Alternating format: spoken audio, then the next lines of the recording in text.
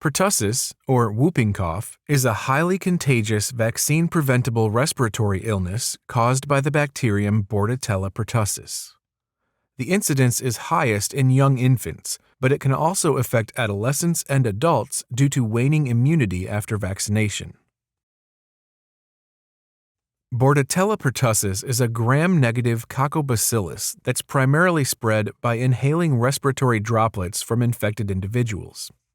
Once inhaled, it has unique virulence factors that allow it to attach to the ciliated respiratory epithelium in the nasopharynx and lower respiratory tract. The bacteria then multiply locally and secrete several important exotoxins. Pertussis toxin activates the intracellular adenylate cyclase enzyme, which interferes with cellular signaling. This has numerous downstream effects, including inhibiting leukocyte recruitment as well as phagocytosis, which allows the bacteria to persist longer. Tracheal cytotoxin damages the ciliated epithelial cells, which impairs mucociliary clearance, leading to mucus accumulation, microaspiration, and subsequent cough. This toxin-mediated tissue damage causes an inflammatory response at the site of infection, resulting in edema and mucus production that further contribute to airway obstruction and cough. Let's discuss the classic clinical presentation. After an incubation period of about a week, the illness typically occurs in 3 sequential stages. The first is the catarrhal stage, which lasts 1 to 2 weeks. It's characterized by nonspecific symptoms, such as mild cough and rhinorrhea, which are caused by the bacteria attaching and multiplying on the surface of the respiratory epithelium. Patients are most contagious during this stage due to the large numbers of bacteria present. Next is the paroxysmal stage, which lasts up to 6 weeks. During this period, patients develop paroxysms, or bouts of severe violent coughing caused by the release of exotoxins. The cough is characteristically followed by a loud, high-pitched inspiratory whoop as the patient forcefully inhales. This is why pertussis is commonly referred to as whooping cough. The cough is often so severe that it causes patients to vomit afterward. The paroxysms typically last for a couple minutes and can cause complications such as rib fracture, hernia, subconjunctival hemorrhage, or syncope. They may be particularly severe in infants, leading to cyanosis, apnea, seizures, and respiratory failure. The last stage is the convalescent stage, during which the cough gradually improves over weeks to months. At this point, patients are no longer contagious. The diagnosis is usually made clinically based on the presence of a prolonged cough with an inspiratory whoop or post-tussive vomiting. Because the initial symptoms in the catarrhal stage are mild and nonspecific, it's often not diagnosed until the paroxysmal stage.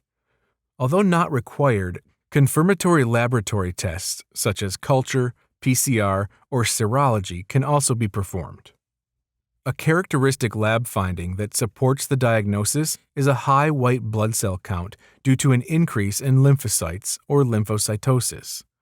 This is caused by pertussis toxin, which prevents lymphocytes from migrating out of circulation, thus increasing the number in the bloodstream.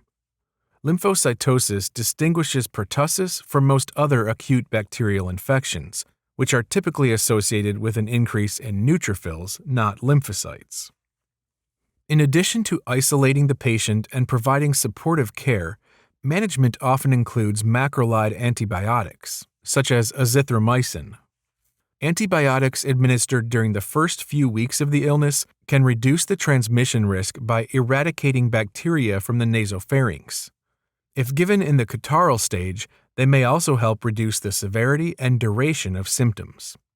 Antibiotics have little effect on the symptoms in the paroxysmal phase, however, because the severe cough is primarily caused by the exotoxins rather than a direct effect of the bacteria itself. In addition to treating the patient, it's important to identify contacts who may have been exposed in order to reduce their risk for contracting pertussis and contributing to community spread. Post-exposure prophylaxis with a macrolide antibiotic is recommended for all household contacts regardless of vaccination status, as well as those who had limited exposure but are at high risk for severe infection. Most cases of pertussis can be prevented by vaccination.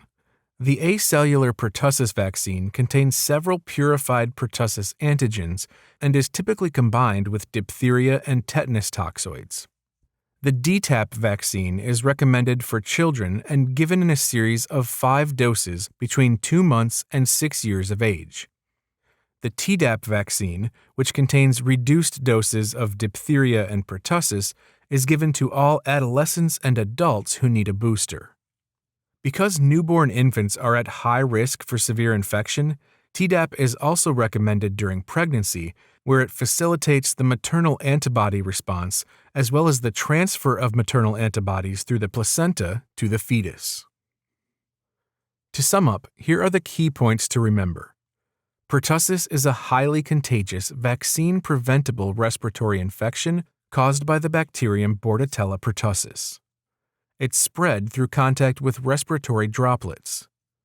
The bacteria colonize the respiratory tract and secrete several exotoxins that damage ciliated epithelium. The illness classically occurs in 3 sequential stages. Patients have a mild cough and rhinorrhea for a couple weeks before developing a severe paroxysmal cough that is characteristically followed by an inspiratory whoop and vomiting. The cough gradually improves over weeks to months.